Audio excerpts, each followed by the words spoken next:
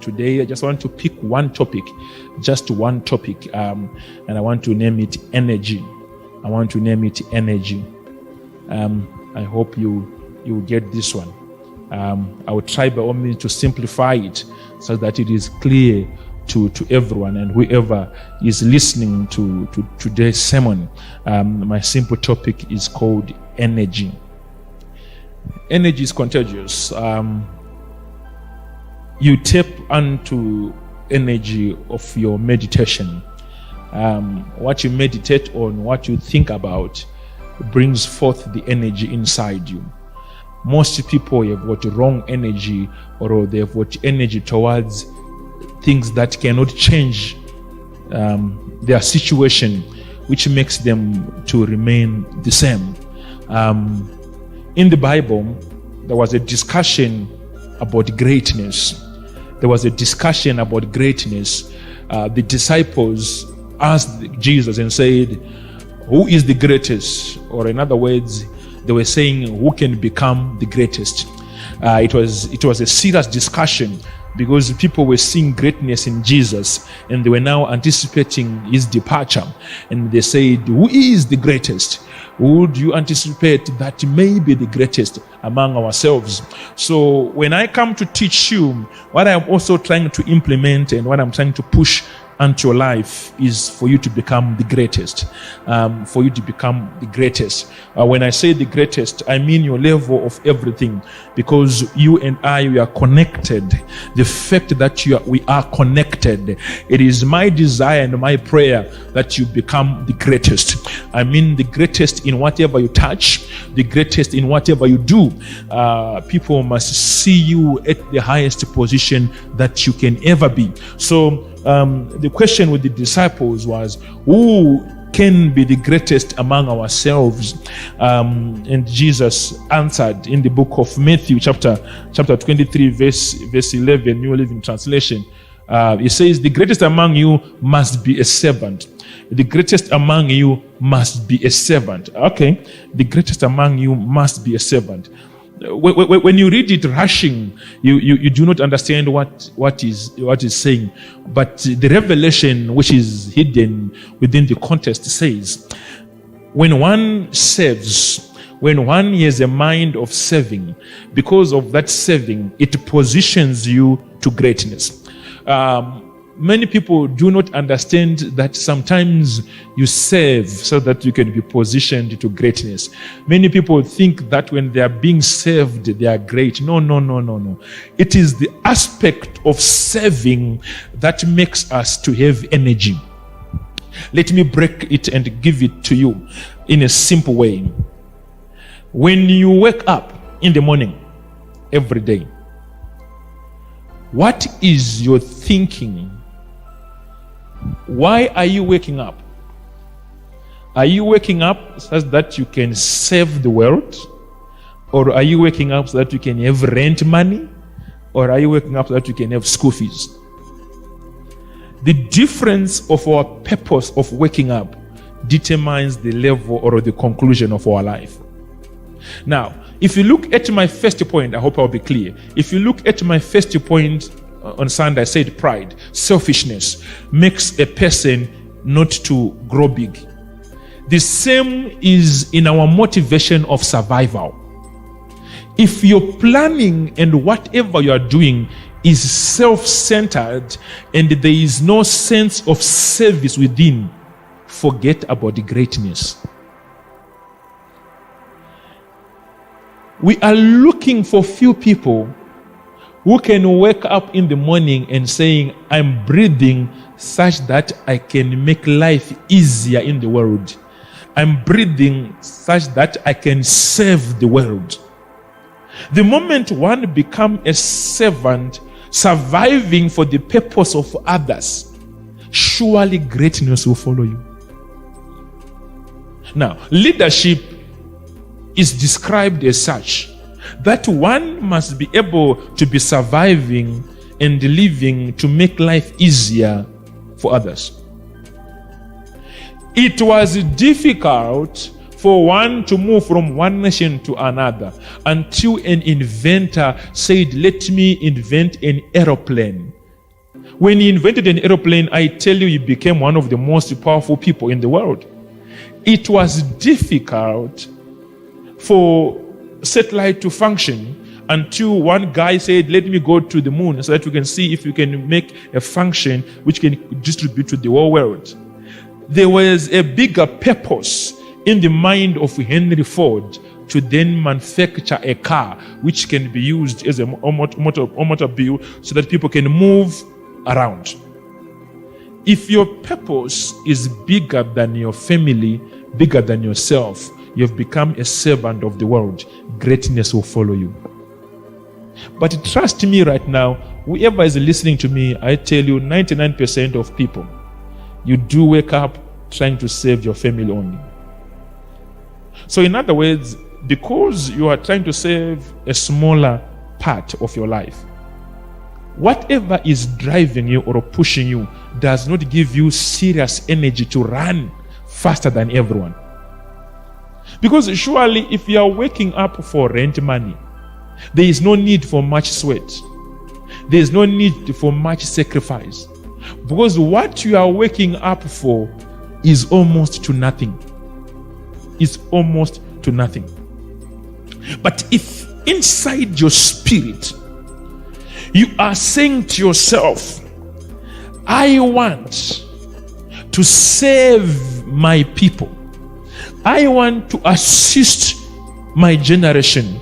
I want to liberate those of my time or of the unborn child. It means your purpose inside your meditation has changed. By that moment, it means you have created fire behind you. It is always whatever is chasing us which determines the speed that we move on. So the energy that we need to succeed is always determined by whatever is chasing us. You want to become the greatest, you need to create fire behind you.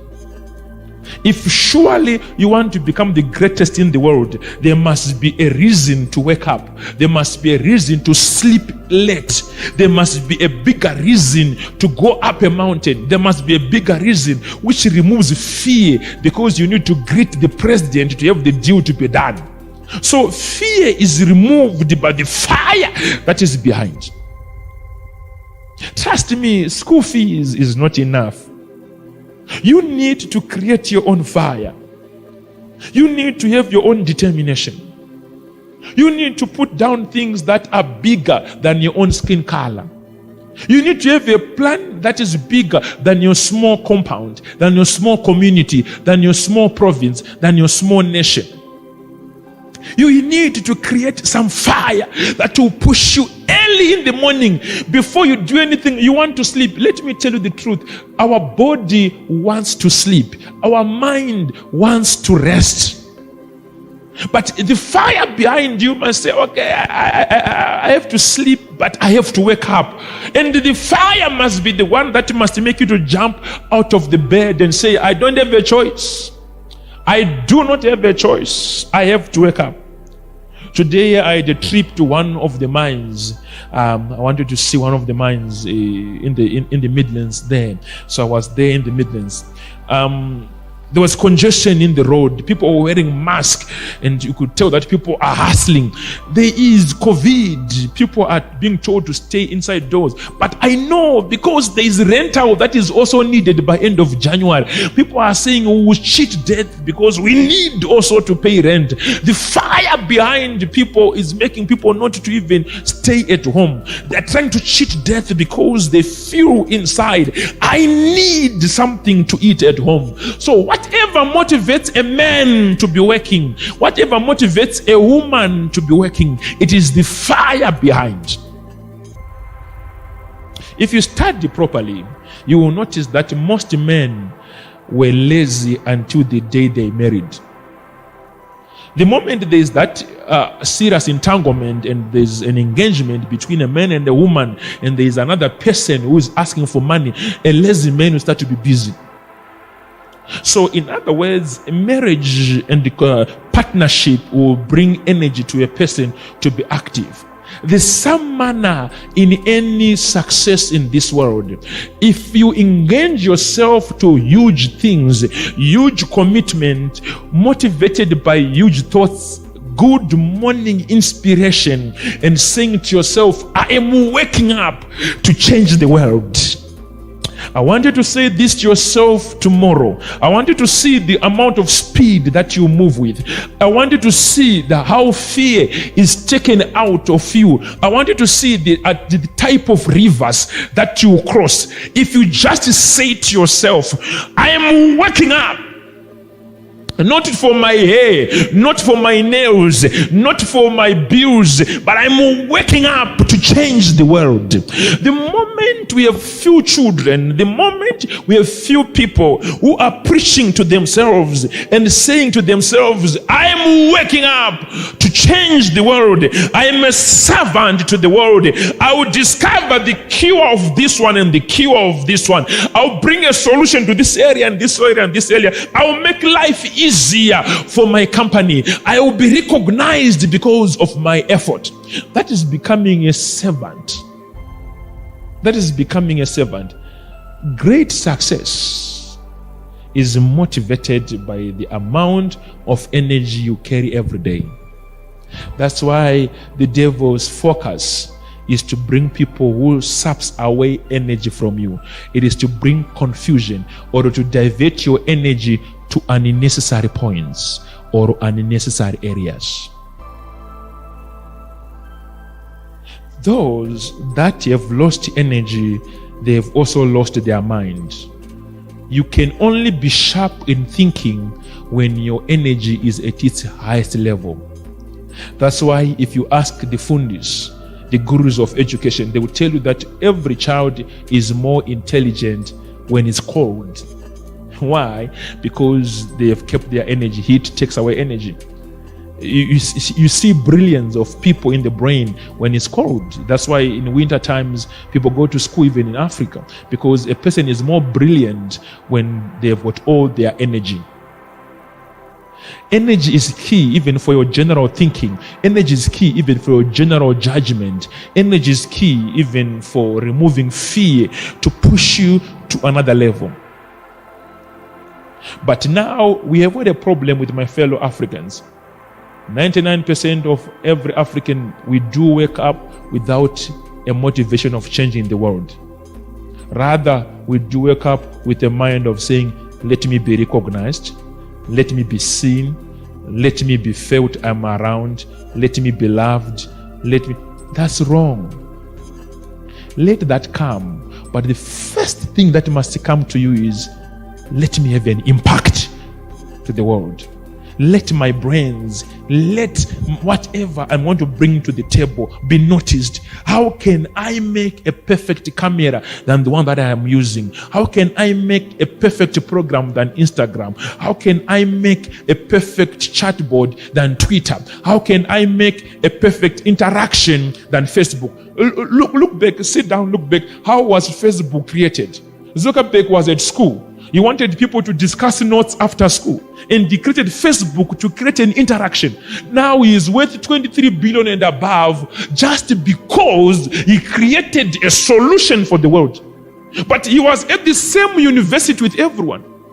The difference with Zuckerberg and everyone at the universities, he did wake up with a dream. He said to himself, how can I make life easier for my fellow schoolmates, so that after lessons, after school, we can have an interaction which is a bit visual, which has words and pictures. And when it worked at his university, he realized the world may enjoy this. And it went to the world. And almost every youth is on Facebook all over the world. They control data. They control what you post and what you do not post. They are the biggest voice of the world. Now there's YouTube, there's Twitter, there's Instagram, there's Tumblr. They are increasing. Some people are seated and thinking, how can I make this better than last week? Others are waking up and saying, how can I find my hair to be done? How can I make my nails to be perfect? How can I find new face powder? How can I... The reasons of your survival will never give you enough energy for success. What is your reason of survival? Selfishness, unable to be responsible even to other children that are not capable to keep themselves. A true mother, I want you to hear me, a true mother who will go to the rural area and pick 2-3 children and say, I'll pay your school fees. Even if your wallet is not permitting, but you should pick somebody there in Shabane, there in Mondoro, there in 𝐿𝐿𝐿 and say, I'll pay your school fees. Yes, we pray before we give and pray as well as we receive. Make that commitment which makes you to be busy. Which makes you to be busy.